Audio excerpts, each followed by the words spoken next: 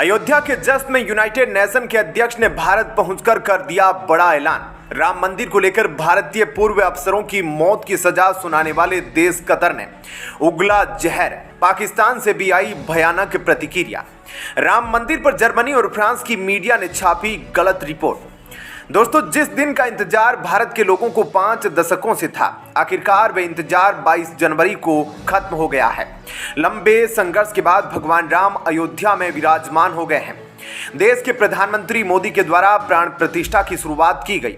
अयोध्या की राम मंदिर में संपन्न हुए इस भव्य आयोजन को लेकर दुनिया के कई देशों में चर्चा हो रही है। साथ ही साथ 193 देशों के बने संगठन यूनाइटेड नेशन, जहां पर भारत अपनी स्थायी सदस्यता और वीटो पावर की लड़ाई लड़ रहा है, उस संगठन के अध्यक्ष ने राम मंदिर को लेकर बहुत बड़ा स्टेटमेंट दिया है। जिस वक्त अयोध्या में प्राण प्रतिष्ठा का आयोजन हो रहा था, उस वक्त भारत में यूनाइटेड नेशन संगठन के अध्यक्ष भी मौजूद थे। उधर राम मंदिर के निर्माण को लेकर काफी विवाद रहा है। मुस्लिम पक्ष का मानना था कि जिस जगह पर राम मंदिर का निर्माण किया गया, वहां पर कभी बाबरी मस्जिद हुआ करती थी। इसी को लेकर कई मुस्लिम देश बौखला उठे हैं। एक इस्लामिक देश कतर, जहां पर अभी हाल ही में भारत के पूर्व नौसैनिक अधिकारियों को फांसी की सजा सुनाई गई थी, उस देश ने भी राम मंदिर को लेकर बड़ा स्टेटमेंट दिया है और भारत के धर्मनिरपेक्षता पर बड़ा सवाल खड़ा किया गया था। वहीं फ्रांस और जर्मनी के कुछ हिस्सों को इससे मिर्ची लग रही है। दरअसल फ्रांस और जर्मनी की मीडिया में कहा गया कि भारत में मुस्लिम से इस स्थान को छीन लिया गया है। यह देश भारत के इस ऐतिहासिक दिन को ऐसे दिखाना चाहते हैं जैसे भारत में माइनॉरिटी यानी कि मुस्लिम के साथ जबरदस्ती की जा रही है। लेकिन इस बीच यूनाइटेड नेशन के अध्यक्ष डेनिस फ्रांसिस ने अयोध्या में राम लल्ला के प्राण प्रतिष्ठा समारोह को लेकर दिल जीतने वाली बात कह दी है। दरअसल इस वक्त यूनाइटेड नेशन के अध्यक्ष डेनिस फ्रांसिस 5 दिवसीय भारत के दौरे पर है। उनके इस दौरे के बीच यूनाइटेड नेशन में भारत की स्थायी सदस्यता अभियान को लेकर कई चर्चा होने वाली है। तो दोस्तों, आइए विस्तार से इस पूरी खबर के बारे में जानते हैं, लेकिन उसके पहले आप कमेंट में जय श्री राम जरूर लिखें।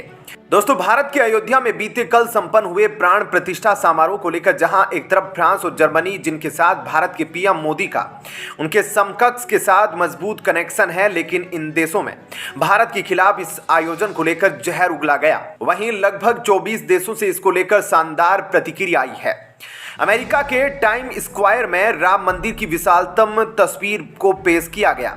वहीं इजराइल के राजदूत ने ट्विटर अकाउंट पर राम मंदिर के मॉडल के साथ तस्वीर शेयर करते हुए उन्होंने पूरे भारतवासियों को इसको लेकर बधाई दी।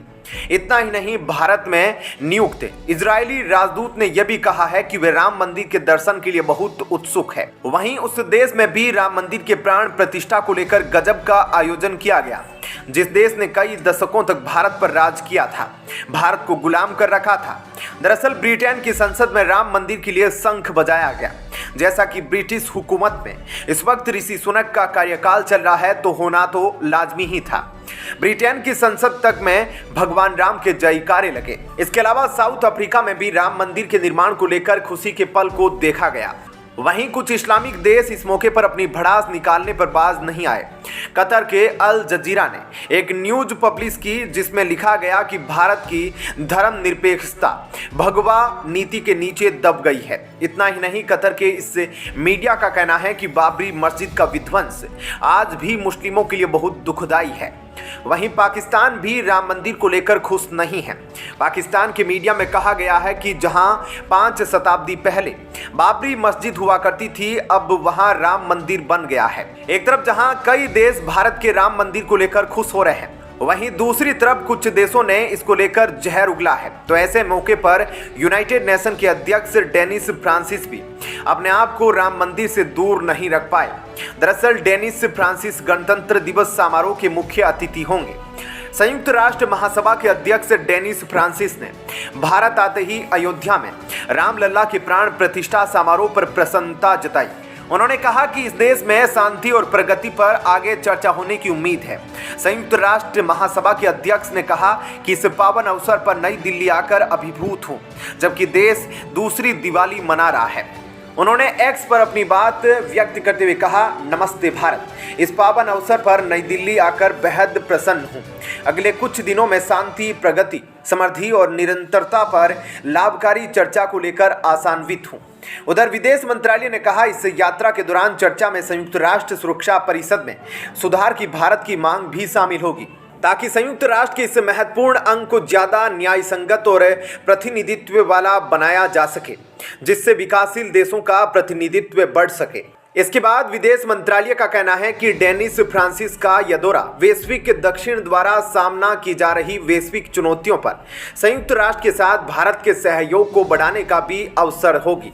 दरअसल यूनाइटेड नेशन में भारत काफी लंबे समय से अपनी परमानेंट सदस्यता की मांग कर रहा है। रूस, अमेरिका, ब्रिटेन और फ्रांस, इन 4 स्थायी देशों ने भारत की मांग पर सहमति जाहिर की है, लेकिन एक परमानेंट देश चीन इस पर पक्ष नहीं रखता कि भारत को यूनाइटेड नेशन की परमानेंट सदस्यता में शामिल किया जाए। वहीं यूनाइटेड नेशन के नियमों के मुताबिक जब तक सभी परमानेंट देश भारत को शामिल करने पर एक मत प्रकट नहीं करते, तब तक भारत स्थायी सदस्य नहीं बन सकता। इसके लिए भारत मांग कर रहा है कि तकरीबन 75 साल पुराने यूनाइटेड नेशन के ढांचे को बदलने का वक्त आ गया है। इसमें नए देश को शामिल किया जाना चाहिए, ताकि चीन जैसे देश की मनमानी पर रोक लगाई जा सके। केवल भारत ही नहीं, बल्कि भारत के साथ कई और छोटे छोटे देश भी भारत की स्थायी सदस्यता की मांग कर रहे हैं।